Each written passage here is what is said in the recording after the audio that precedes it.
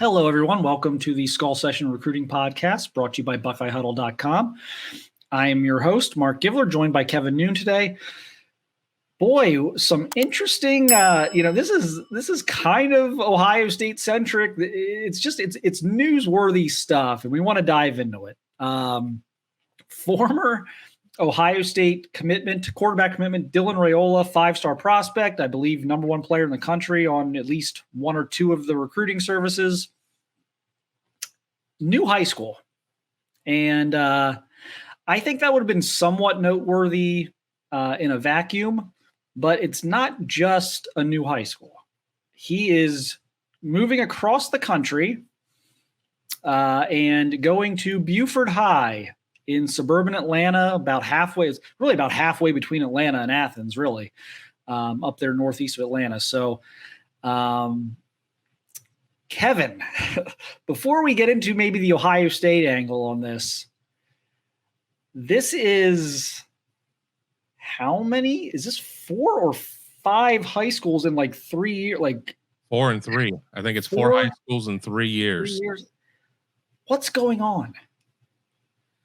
I think that's just a case of a quarterback being, moved around. And, we certainly have seen quarterbacks move around. I mean, even Devin Brown, Ohio State quarterback Devin Brown, his move between Arizona and Utah. I mean, sometimes they're just a case of, I don't like I don't like the makeup of this team. I want to put my kid in the best position to shine and look well. Oh, I don't like the offense. I don't necessarily think he's got the receivers to throw to. But, at the end of the day, I mean, I think that this was just a case of, you just have to wonder how much Georgia helped facilitate this. If it was Georgia's idea for him to move closer to campus, or if it was Dad's idea to move closer to campus. I mean, it's a lot to unpack. But I mean, we certainly see movement in terms of high schools, but 4 and 3 years is, unless you're a military brat, this is quite a high number. Yeah. I mean, I think it's a little concerning. I think it's a little red flaggy. Not so much the Buford move. I think actually this one is a little more sensible than some of the other stuff that's gone on there the last couple of years with the movement, because it's like, okay, you're moving, I mean, what is it, 30, 40 minutes to Athens once you're all the way out in Buford? It's not far. So that makes some sense. You're getting down there in the culture. You're able to be on campus every weekend. You're able to connect with the coaches more, get a head start on, probably learning the play. There's probably a lot of advantages to that, but it is interesting. And I was told here recently that this is almost obnoxious that we're talking about this, but we talk about kids getting 5 official visits, or now they can have unlimited, but we used to be a big thing. Where's he going to visit? I guess he visited 4 schools in the greater Atlanta area, including he was looking at Gainesville, where Deshaun Watson went, and he was looking at Cartersville, where Trevor Lawrence went.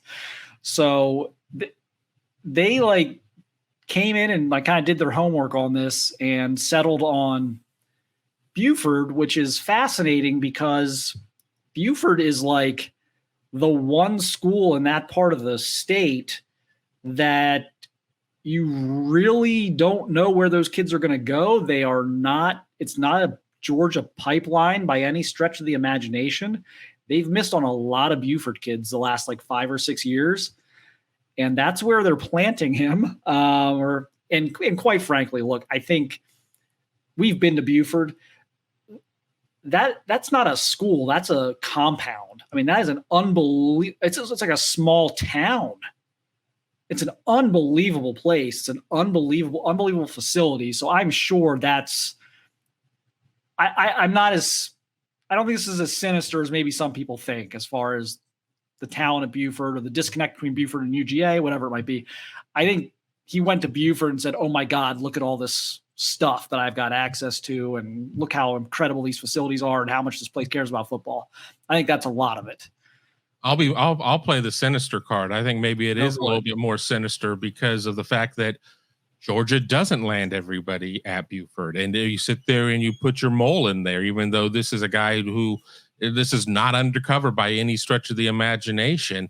And there's this belief, there's this story out there that he's like the Pied Piper of kids, and I haven't necessarily seen it. I mean, obviously, everybody when it comes to Ohio State, oh, the Armstrong twins are doing this and that, and that's all well and good, but you're not naturally going to be a leader amongst your class. And sometimes a quarterback can be a great leader, and sometimes it can be a little off-putting. And for somebody who's gone to 4 high schools in 3 years, I mean, I don't know. I would greet it if, hello, fellow kids. I would greet it with a little bit of skepticism. I would be like, what exactly is going on? And, 2 of the biggest names at Buford right now that are uncommitted are both on the defensive side of the ball. So it's not necessarily like Dylan Raiola can say, hey, look at the great connection we're going to be when one of them is a defensive lineman and one of them is in the secondary. But I would just liken it to if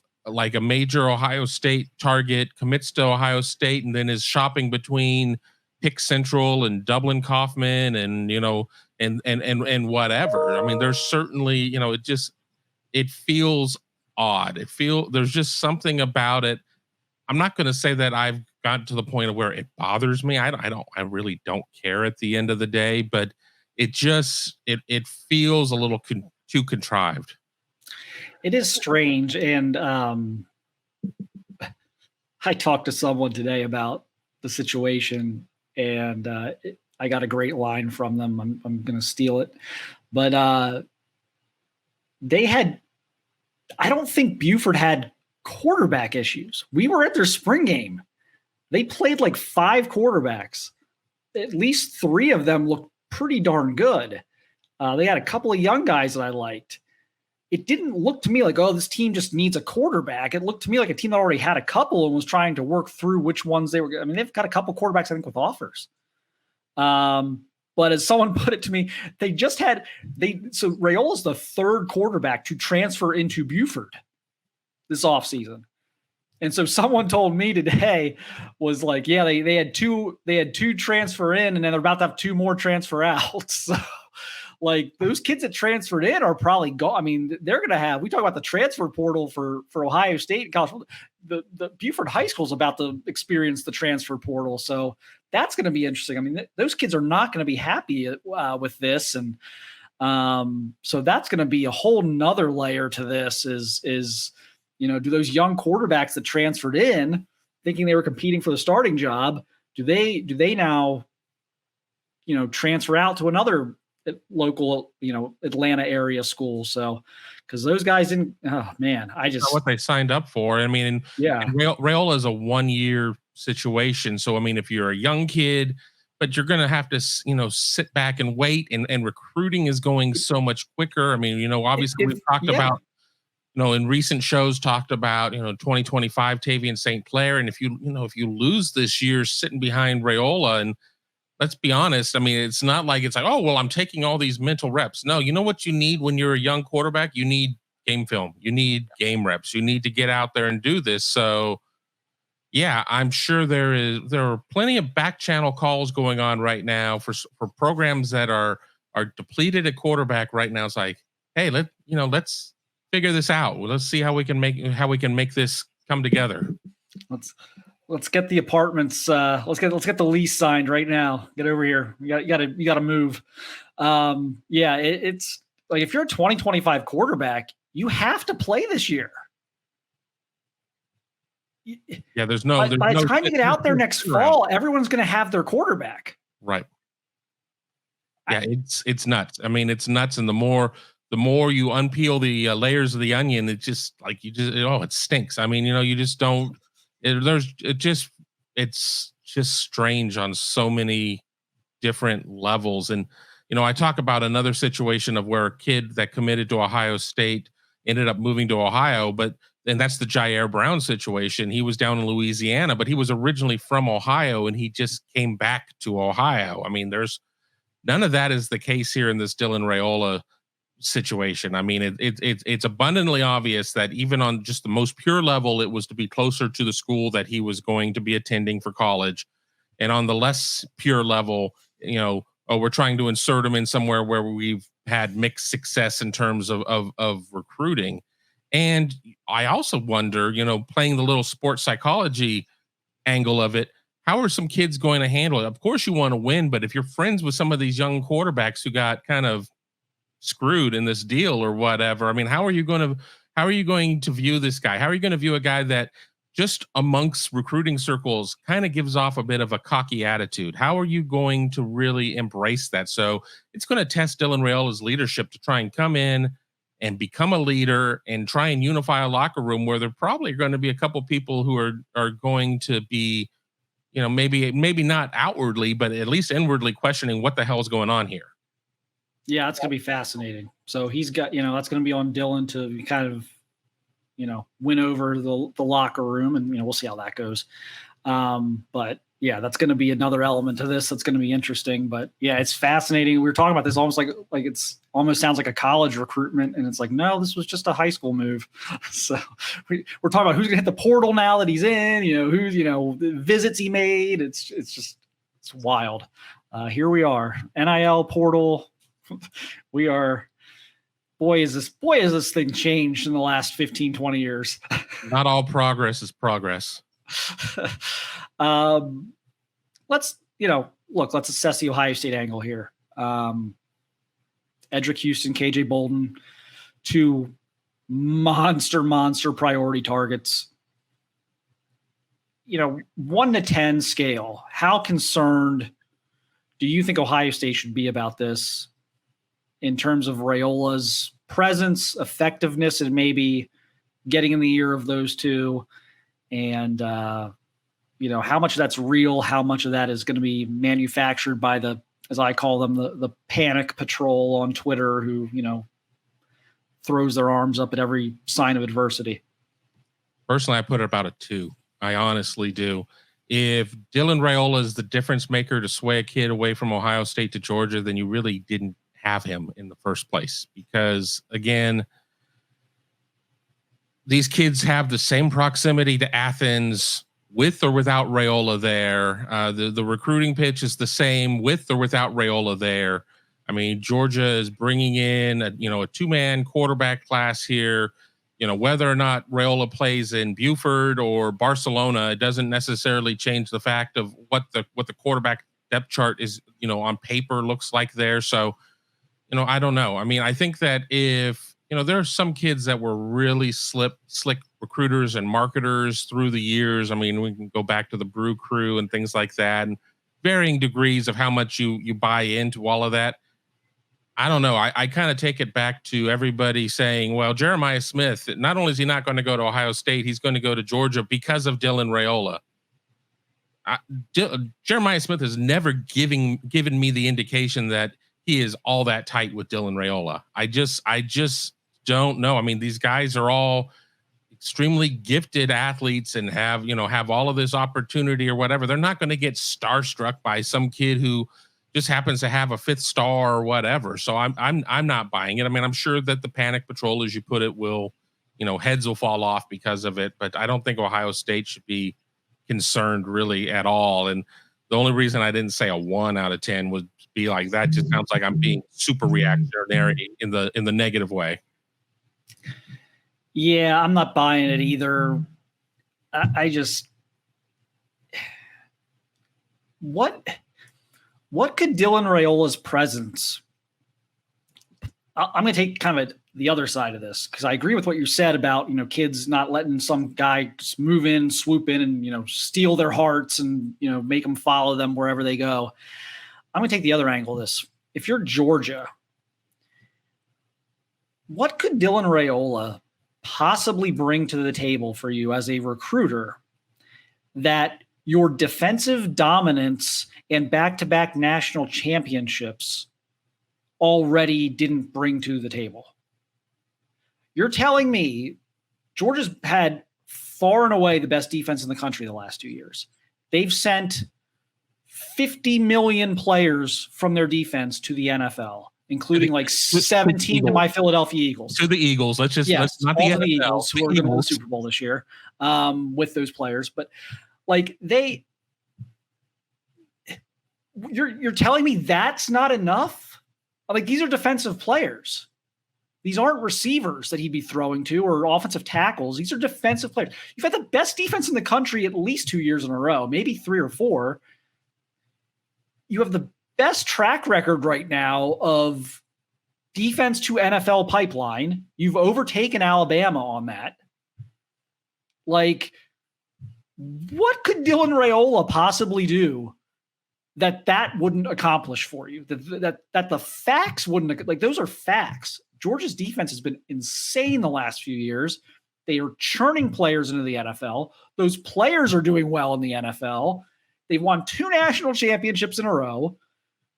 That's not enough, but Dylan Raiola is going to fly in from Arizona and that's going to be the difference. I just, to me, it doesn't pass any, and I know recruiting is not always logical, but it doesn't pass any logic test. And furthermore, I think, and Bolden, look, Bolden's a battle. Georgia Ohio State battle right now. That is a fierce battle. Edric Houston didn't go to Georgia. I'm just gonna say that right now. Edric Houston is not going to Georgia. They're not in his top few schools right now. They're not. It's not a scheme fit for him. He doesn't like the 3-4. So it's Ohio State or Clemson for Edric Houston, and I'm highly confident it's going to be Ohio State. KJ Bolden's a bit of a different story. That's a serious battle right now. But Edric Houston isn't going to Georgia. I'll put it on Instagram, on TikTok, whatever. Put me on freezing cold takes right now. Edric Houston is not going to Georgia, with or without Dylan Raiola.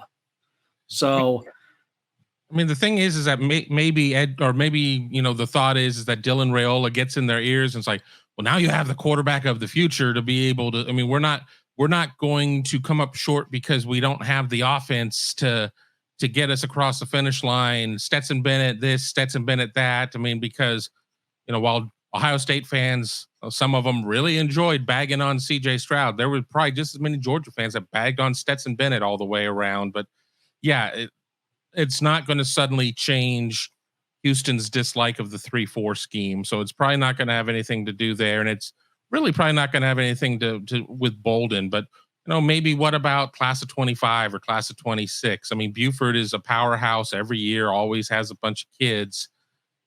Again, it feels like such a manufactured move or whatever. I mean, honestly, if you're just trying to get down there, why not put them at like Athens High School, or put them at, even though Sammy Brown isn't going to Georgia, put him at Sammy Brown's high school or something. Go play like with that. Sammy Brown. So he could be, right there. He could ride his bike. I mean, and he doesn't ride his bike, but that he's right there in Athens. I mean, it feels too much like it's a pluck and place type of situation that it just doesn't pass the smell test. Recruiting, never a dull moment. Always exciting, always interesting. It is the male version of gossip magazines. It's the women have gossip magazines. We have high school football recruiting. So it's always fun. But in other news, Ohio State, huge visit weekend coming up. BuckeyeHuddle.com is going to have you covered. We'll have visit updates, what we're hearing. I have a skull session up on the site that's going to dive into some stuff here from the Future 50 down here in Florida at the Under Armour Future 50. We've got 50 of the top juniors in the country. Very much Ohio State is one of the names you're hearing the most down here out of prospects' mouths. I put out a tweet, Marvin Harrison moves the needle with recruits like no player I've ever seen at Ohio State. I got defensive players I'm talking to down here throwing, how Marvin Harrison is helping Ohio State. Their interest in Ohio State because of what they've done with Marvin Harrison, how Marvin Harrison handles himself. I had a kid tell me, this is a great interview up on the site for you guys.